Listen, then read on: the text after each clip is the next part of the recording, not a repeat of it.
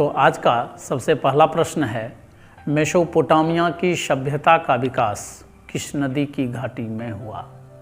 Mesopotamia की सभ्यता का विकास किस नदी की घाटी में हुआ। इसका आंसर है दजला और फुरात नदी की घाटी में। दूसरा प्रश्न है कि संसार में सबसे पहला विधि संहिता बनाने वाला राजा कौन था। तो संसार में सबसे पहला विधि संहिता बनाने वाला राजा हम्मुराबी था।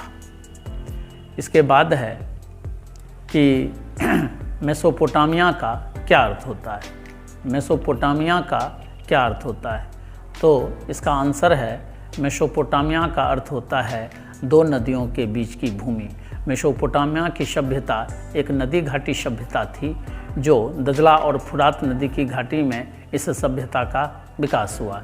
जिस समय पूरे संसार में नदी घाटी सभ्यताओं का विकास हो रहा था, यानी प्राचीन सभ्यताओं का विकास हो रहा था, ऐसे ही समय में मेसोपोटामिया की सभ्यता का विकास हुआ, जिसे हम लोग दजला और फुरात नदी घाटी सभ्यता के नाम से भी जानते हैं।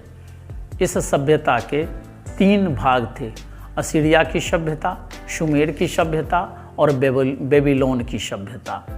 अब है असीरिया का सबसे प्रसिद्ध और अंतिम सम्राट कौन था। असीरिया का सबसे प्रसिद्ध और अंतिम सम्राट कौन था।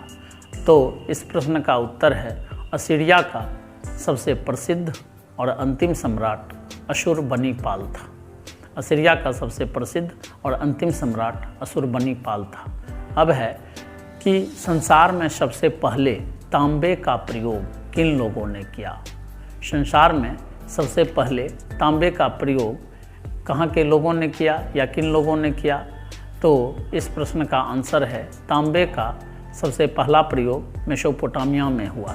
अब है कि तांबे की खोज कब हुई, तो तांबे की खोज 5000 ईस्वी पूर्व मेसोपोटामिया में हुई। मेसोपोटामिया की जो प्राचीन लिपि थी उसे किलाकार लिपि के नाम से हम लोग जानते हैं। मेसोपोटामिया में जो देव मंदिर होते थे उसे जिगुरत कहा जाता था। मेसोपोटामिया के देव मंदिर को जिगुरत कहा जाता था। और जिगुरत का क्या अर्थ होता है, तो जिगुरत का अर्थ होता है स्वर्ग की पहाड़ी। अब हम चलते हैं